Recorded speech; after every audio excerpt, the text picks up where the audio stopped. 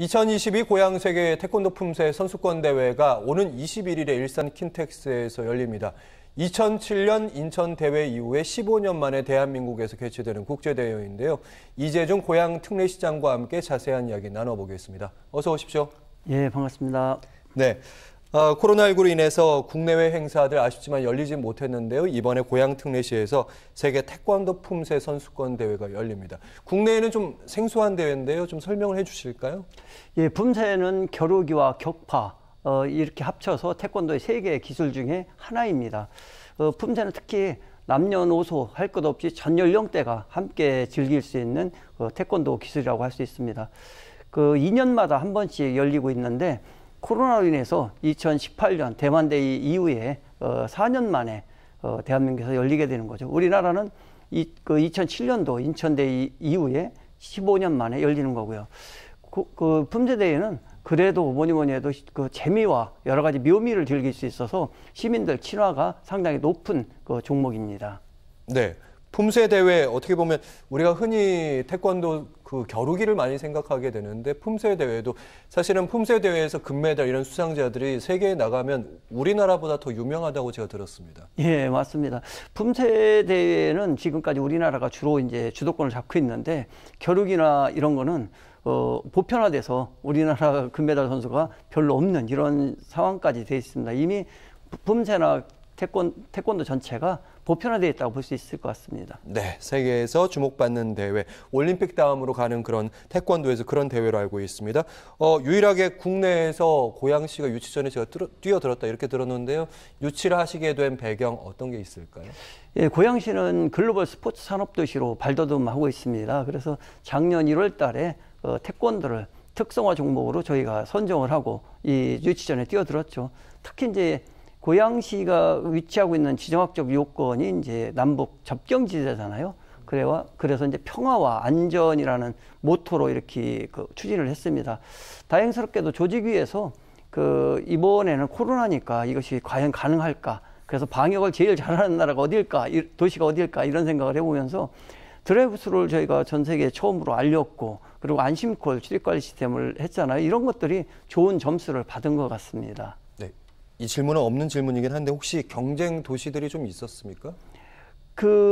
유치를 할지 안 할지를 결정을 못 하고 있었죠, 전부. 그랬는데 이제 저희는 이걸 하겠다라고 하고 방역을 책임지겠다고 하니까 그러니까 이제 오케이가 된 거고 이렇게 됐습니다. 네. 21일을 시작해서 그 질문 전에 추가 질문 잠깐 드리면 원래는 북한 쪽에도 시범적으로 좀 뭔가 사업을 좀 같이 해보자 내지는 뭐 태권도 용어에 대해서 우리가 좀 정리해보자 이런 얘기도 제가 들었었는데 어떻게 됐습니까? 예, 맞습니다. 그래서 태권도와 경제라는 주제로 서로 간에 좀 대화들이 오고 갔었는데 아무래도 남북 상황들이 이렇게 되고 코로나가 또 심각해지니까 이런 것들이 잘 진행이 안 됐습니다. 아쉬운 마음이 큽니다. 그러네요. 예. 어떻게 보면 남북평화의 또 다른 물꼬가 될 수도 있었는데 하는 아쉬움이 있습니다. 오는 21일 개막식을 시작으로 24일까지 열립니다. 참가 규모가 궁금합니다. 보통은 선수단이 얼마나 오고 몇 개국에서 오는지 이게 대회 성패와 좀 관련되는 거 아니겠습니까? 예, 맞습니다. 이번 저희 대회에는 총 62개국 1000여 명이 오고 있습니다. 사실상 코로나19가 있고 우크라이나 전쟁이 있고 이래서 이렇게 많은 나라가 올 거라는 생각을 못 했거든요. 대회 개최 중에서 최다국이 오는 대회가 됐습니다. 아마 이러한 기류는 품새 대회에 대한 열망, 그리고 어떻게 보면 코로나 종식에 대한 희망 이런 것들이 있지 않았을까 이런 생각이 들고요. 우리 고양시는 그분들을 최고로 안전하게 잘 모실 준비를 하고 있습니다. 네. 이 대회 관람이 무료라서 많은 분들이 현장을 찾을 것 같긴 합니다. 부대 행사도 야외에서 열리는 부대 행사도 있을 것 같고 이벤트도 있을 것 같습니다. 어떤 게 있을까요? 예, 저희가 부대 행사로는 이제 우리 바로 인근에 아람누리가 있는데 아람누리에서 K-팝 콘테스트도 있고 그다음에 이제 거리 곳곳에서 이제 거리 공연도 있고 그다음에 그거와 맞물려서 저희가 22일부터 국제 꽃박람회 대회를 거기서 하고 있습니다. 그래서 이러한 일들과 개막식에 대한 많은 준비들을 또 하고 있습니다. 네. 개막식이 한 그 킨텍스에서 개막식이 열립니까? 예, 맞습니다. 예. 거기 한 1,000석, 1,500석 정도 들어가는데 그 관람객을 따로 모집을 하더라고요. 예, 맞습니다. 저희가 개막식에 그 선수단 이렇게 해서 한 1,100석 정도 해주고 일반 시민을 이제 400여 분을 초청을 합니다. 그래 인터넷으로 모집을 하고 있고요. 개막식은 아마 상당히 보기 드문 광경들이 연출될 것 같습니다. 저희가 가장 하이라이트로 생각하고 있는 게 그 미디어 아트하고 그러니까 이제 비스의 공연이죠. 비스의 향연을 통해서 미디어 아트가 레이저 있고 막 이렇게 예. 쏟아지는. 예. 그러고 이제 또 그 음악 영상이 함께 나옵니다. 대형 25m, 8m짜리 대형 그 LED 예. 그 판넬을 세워놓고 거기에서 정말 사람들이 아 빛과 음악이 이렇게 황홀할 수 있구나 이 그런 정감을 만끽할 수 있을 것 같습니다. 네, 이렇게 정감을 만끽할 수 있는 행사 관람객을 오늘까지 모집한다고 하니까 관심 있는 분들이 신청하시면 될 것 같고 아무래도 방역 코로나19가 아직 끝난 것도 아니니까 좀 신경이 좀 쓰일 것 같습니다. 또 해외에서 많은 손님들이 오니까 어떤 대안들 가지고 계세요? 예, 저희가 그 문화관광체육부와 그다음에 이제 질병관리청과 계속 협의를 하고 있고요. 이 공항에서부터 숙소까지 전부 다 저희가 운행하는 셔틀로 다니게 되고 또 운동장으로 가게 될 때는 저희 셔틀로 통해서 이렇게 가게 됩니다. 또 선수들이 출입하는 것은 1층을 이용하고 일반 시민들은 2층 출입구를 이용하기 때문에 선수들과 동선이 전혀 겹치지 않아서 안전 방역을 저희가 책임지고 있습니다. 네. 혹시 선수들의 숙소는 어디입니까? 선수도 안전해야 되고 또 나머지 고향 시민들도 안전해야 되니까요. 궁금합니다. 선수들은 저희가 그 경제 분세대를 이루겠다 이래서 저희 고양시에 있는 그 3개의 숙소에 거의 다가 숙박을 하시게 되고요. 그분들을 위해서 이제 라페스타나 웨스턴동까지 셔틀을 운행하면서 그분들이 그 지역의 거리나 상권 그런 것들을 만끽하게 이렇게 배를 하고 있습니다. 네, 4월 21일부터 24일까지 그 근처에 가시면 꼭 태권도 품새를 보지 않으셔도 많은 외국인과 멀리서라도 만나보실 수 있을 것 같습니다. 만약에 대회가 성공적으로 유치가 된다 그러면 이제 고향에 대한 기대 효과도 있을 거 아니에요? 어떤 게 있을까요?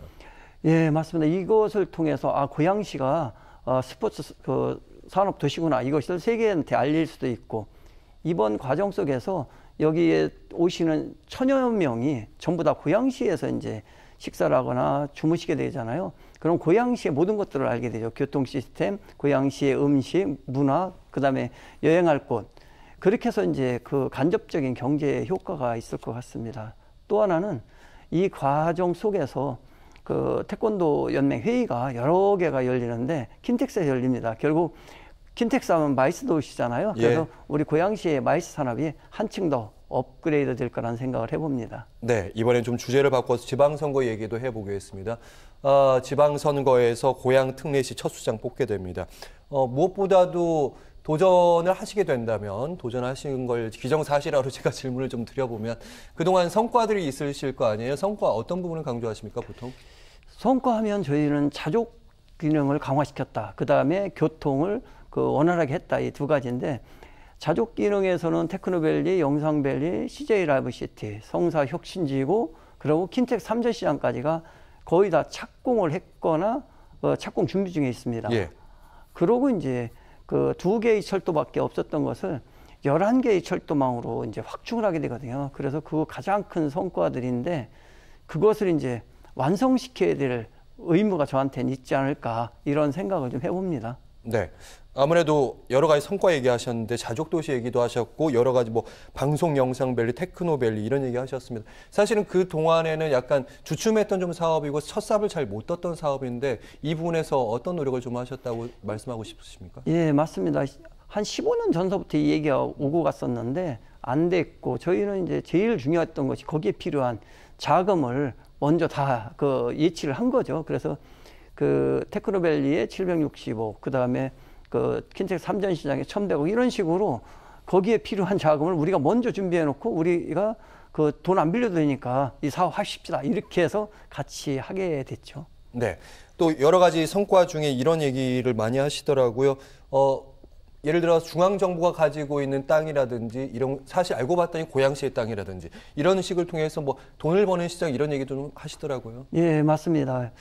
일산 하수육말 처리장이 있었는데 그게 공시지가로 1,500억 정도 됩니다. 근데 그것이 여태까지 30년 동안 국토부 땅이었었어요. 그래서 이번에 저희가 소유권을 찾아왔고, 그리고 이제 LH가 그 삼성역에 환승주차장을 비싸게 팔려고 하는 걸 저희가 싸게 96억을 싸게 사는 이런 경우가 있었죠. 그래서 고양시에 이익이 되는, 최근에 이제 S2 부지 매각도 저희가 그 취소를 하면서 153억에 팔렸던 것을 이번에 800억 정도 가는 호텔 부지 말씀하시는 거죠? 예. 그런 것을 통해서 고양시에 이익이 되도록 했던 점들이 있습니다. 네, 시간은 많지 않지만 방금 말씀하신 여러 가지 안건들을 성취를 하면서 약간 벼랑끝 협상 전술을 썼다. LH를 상대로도 LH가 만약 이걸 들어주냐면 인허가를 내줄 수 없다. 아니면 이렇게 천막 당사라고 하죠. 천막 설치해서 약간 그런 식으로 어떻게든 얻어내셨는데 새 정부가 출범하게 되면 어떻게 보면 그런 방식은 거칠어서 좀 힘들 수도 있다. 이런 반론도 있습니다. 아니, 그럴 수도 있습니다. 그렇지만 새 정부건 누구건 간에 고양시를 활용하지 않고서는 어떤 정책도 펼 수가 없습니다. 서울시도 고양시에 기피시설이 다 있습니다. 이거에 대해서 협의를 해야 되고, 그리고 새 정부가 추구하는 250만 호 건설도 여유분이 있다면 고양시 땅밖에 없습니다. 그래서 저희는 충분히 새 정부도 그거에 대해서 동의하고 저희 고양시와 협상 파트너가 될 거다 이렇게 생각을 하고 합니다. 네, 일산대교 무료화에 대한 얘기 짧게 좀 드려보면 한 1분 정도 시간이 있는데 그거 어떻게 진행되고 있습니까? 저희가 최종적으로는 공정거래법 위반 법인세법 탈루로 신고를 했습니다. 이게 하루 전날 기체를 발행해서 돈이 필요하니까 돈을 빌려야 되겠다 이래놓고 그 다음날 갚아요. 그리고 이제 장부상의 부채만 있는데 이것을 이자 비용으로 680억을 지금까지 가져갔거든요. 이 부분에 대해서 법인세 포탈 아니냐 이걸 따져달라 국세청에 신고를 했습니다. 이 두 가지가 어느 정도 결론이 나면 저희한테 유리하지 않을까 이렇게 판단하고 있습니다. 네, 지금까지 마지막 말씀을 듣겠습니다. 이재준 고양시장과 함께 여러 얘기 들었습니다. 잘 들었습니다. 고맙습니다. 네, 고맙습니다.